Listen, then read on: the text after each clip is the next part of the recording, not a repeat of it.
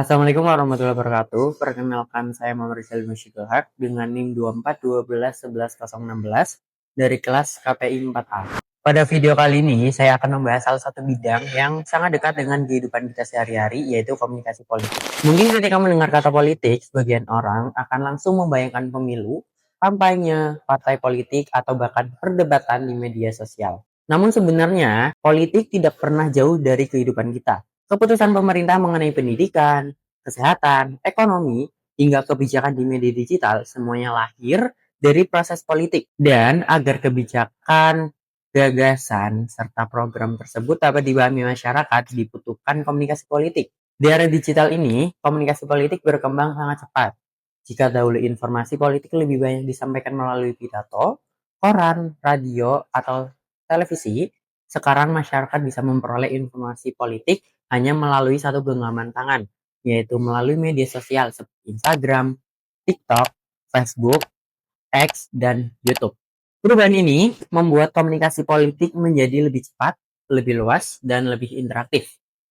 Namun di sisi lain juga menghadirkan berbagai tantangan seperti penyebaran hoax, disinformasi, polarisasi politik, hingga penggunaan kecerdasan buatan atau artificial intelligence dalam menyebarkan informasi. Oleh karena itu, melalui video ini saya akan menjelaskan bagaimana komunikasi politik bekerja, siapa saja aktor yang terlibat di dalamnya, bagaimana opini publik dibentuk, bagaimana strategi kampanye dijalankan, serta bagaimana perkembangan teknologi digital telah mengubah wajah komunikasi politik modern.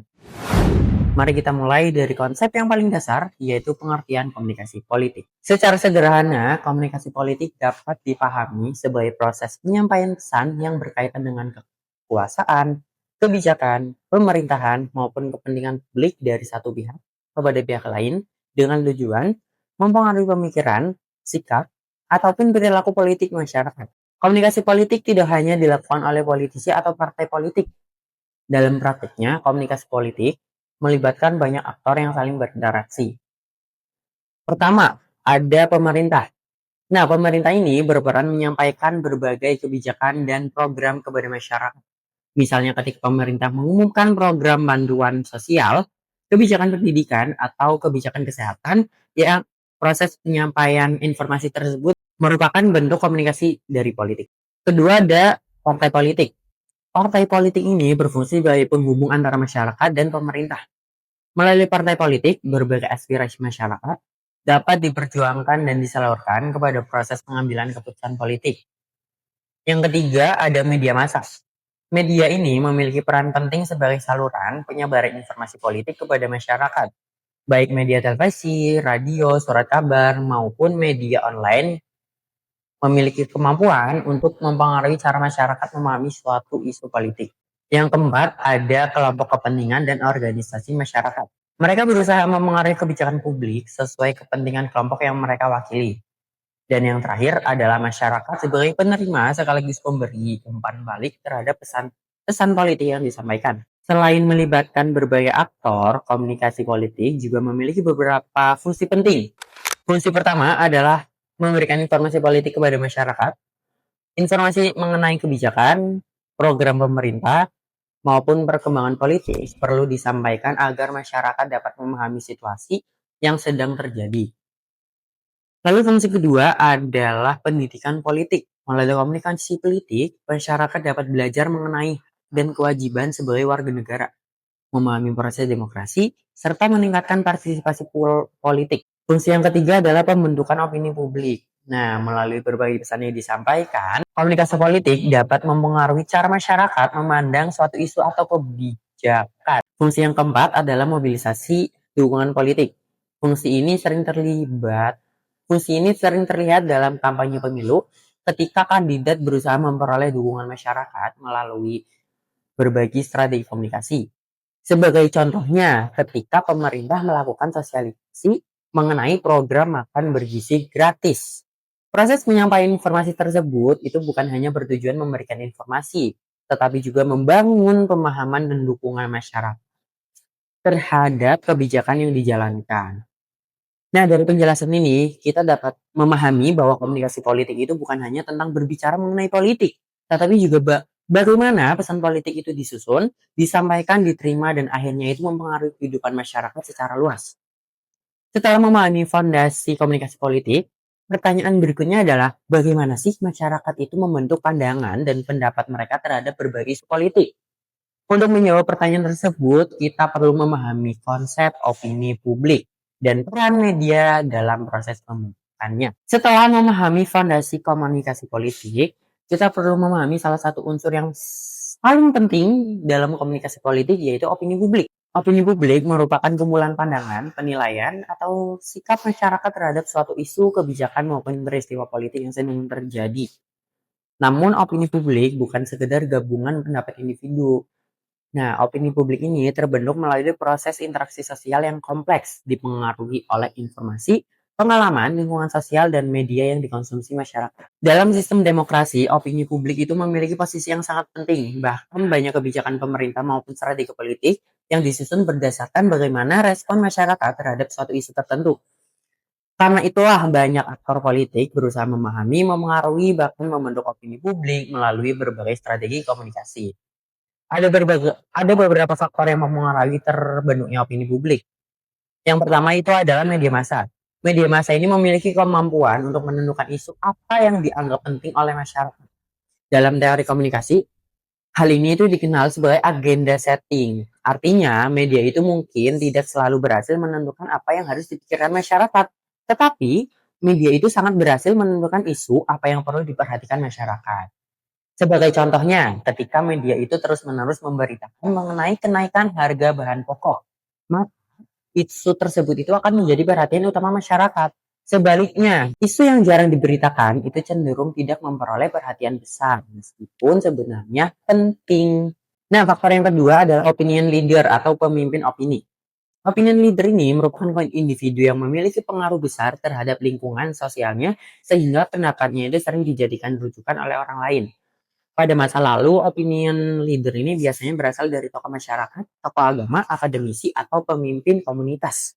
Namun, di era digital saat ini, opinion leader ini itu juga dapat berupa influencer, content creator, podcaster, maupun figur publik yang memiliki jumlah pengikut yang besar di media sosial. Misalnya, ketika seorang influencer itu membahas isu politik tertentu di TikTok atau Instagram, informasi tersebut itu dapat mempengaruhi cara pandang pengikutnya terhadap isu yang sedang dibahas. Nah, faktor ketiga adalah budaya dan nilai sosial yang hidup dalam masyarakat. Setiap masyarakat itu memiliki nilai dan keyakinan yang berbeda-beda. Nilai tersebut itu menjadi filter dalam menerima informasi politik. Karena itu, pesan politik yang efektif itu di satu kelompok masyarakat belum tentu efektif di kelompok lainnya. Lalu, bagaimana sih opini publik itu terbentuk? Jawabannya, secara umum proses pembentukan opini publik dimulai dari munculnya suatu isu yang menarik perhatian masyarakat. Setelah itu, isu tersebut mulai dibahas melalui berbagai saluran komunikasi, baik media massa, media sosial, maupun diskusi antar individu. Semakin sering isu tersebut dibicarakan, semakin besar juga kemungkinan masyarakat membentuk sikap terhadap isu tersebut.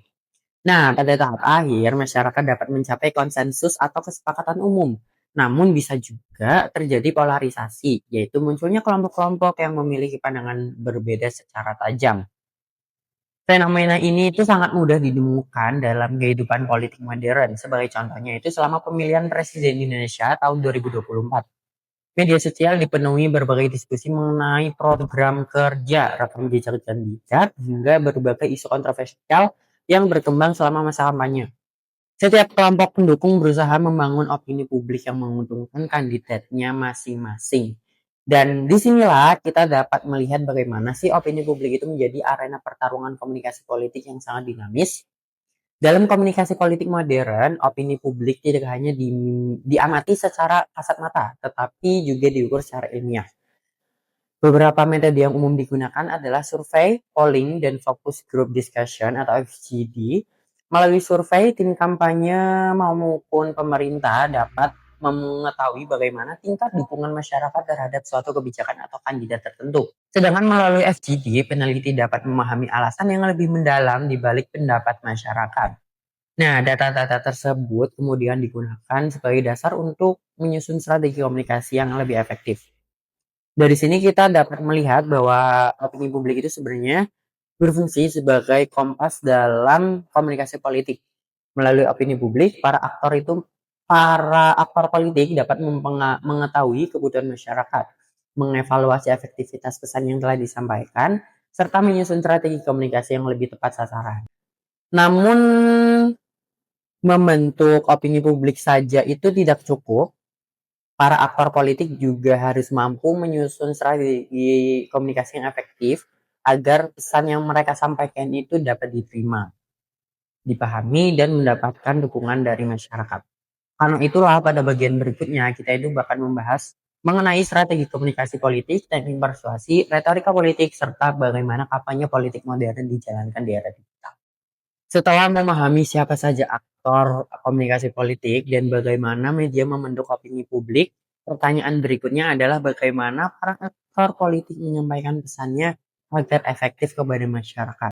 Disinilah pentingnya strategi komunikasi politik. Nah, strategi komunikasi politik itu merupakan proses perencanaan yang sistematis secara menyusun, menyampaikan, dan mengevaluasi pesan politik agar tujuan yang diinginkan dapat tercapai. Tujuan tersebut bisa berupa membangun citra positif, mempengaruhi opini publik, memperoleh dukungan politik, hingga memenangkan pemilihan umum. Salah satu langkah pertama dalam strategi komunikasi politik adalah mengenali audiens yang akan dituju. Masyarakat bukanlah kelompok yang homogen. Setiap kelompok memiliki kebutuhan, kepentingan, dan karakteristik yang berbeda. Karena itu, pesan politik perlu disesuaikan dengan target audiens yang ingin dicapai. Sebagai contohnya, pesan yang ditujukan kepada pemilih muda biasanya itu lebih banyak membahas isu pendidikan, lapangan kerja, inovasi, dan teknologi. Sementara itu, pesan yang ditujukan kepada kelompok usia yang lebih tua itu cenderung menekankan stabilitas ekonomi, keamanan, dan pengalaman kepemimpinan. Menurut Edward Bernays, yang dikenal sebagai pelopor hubungan masyarakat modern, opini publik dapat dibentuk melalui simbol, narasi, dan asosiasi emosional yang dirancang secara strategis.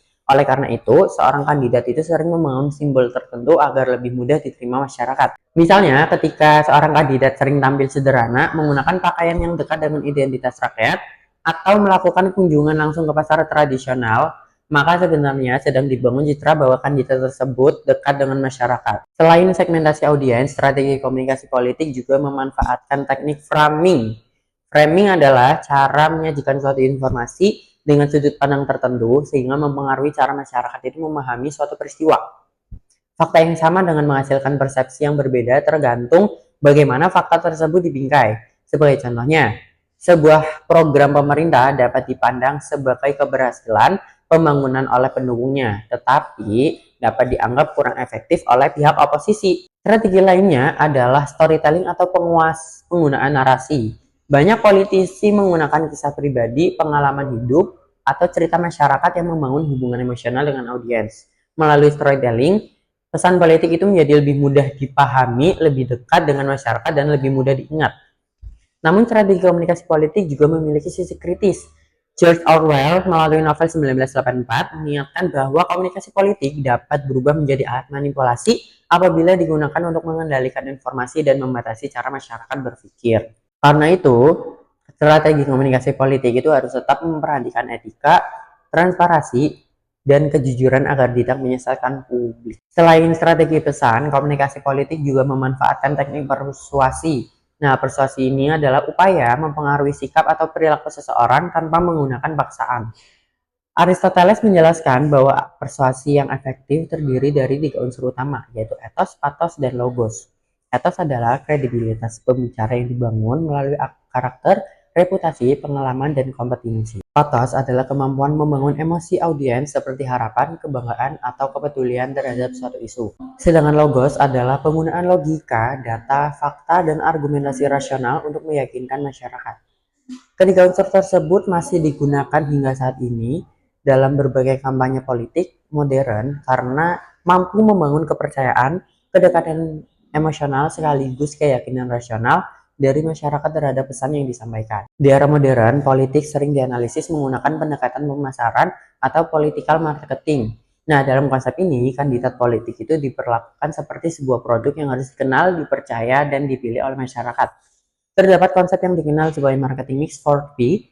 Produk atau produk adalah visi misi dan program kerja kandidat. Price adalah pengorbanan atau resiko yang dirasakan pemilih ketika memberikan dukungan. Promotion adalah bagaimana pesan politik itu disampaikan kepada masyarakat.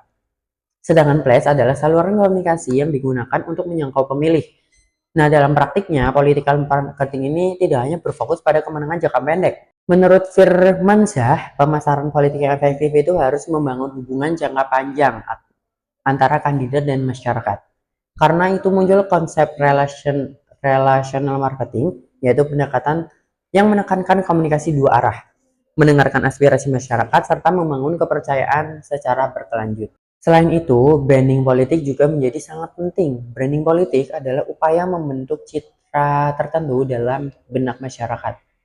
Misalnya, ada kandidat yang ingin dikenal sebagai sosok tegas, ada juga yang ingin dikenal sebagai pemimpin muda, ada pula yang ingin dikenal sebagai figur religius dan atau rasionalis. Branding yang konsisten ini akan memudahkan masyarakat mengenali identitas politik seorang kandidat. Namun, branding yang baik juga harus didukung oleh tindakan nyata. Karena ketika citra yang dibangun tidak sesuai dengan perilaku sebenarnya, masyarakat akan kehilangan kepercayaannya. Selain strategi dan pemasaran politik, aspek yang tidak kalah penting adalah etika komunikasi politik.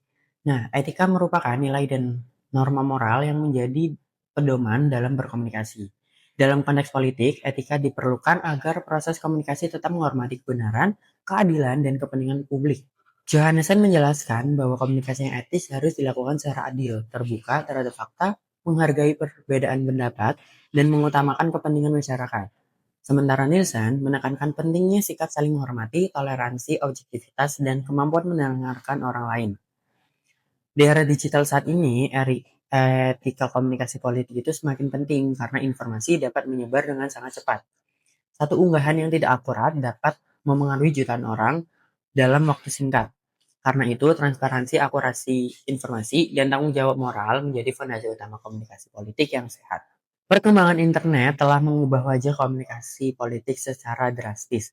Jika dahulu komunikasi politik didominasi televisi, radio, dan surat kabar, maka saat ini media sosial menjadi arena utama pertarungan politik.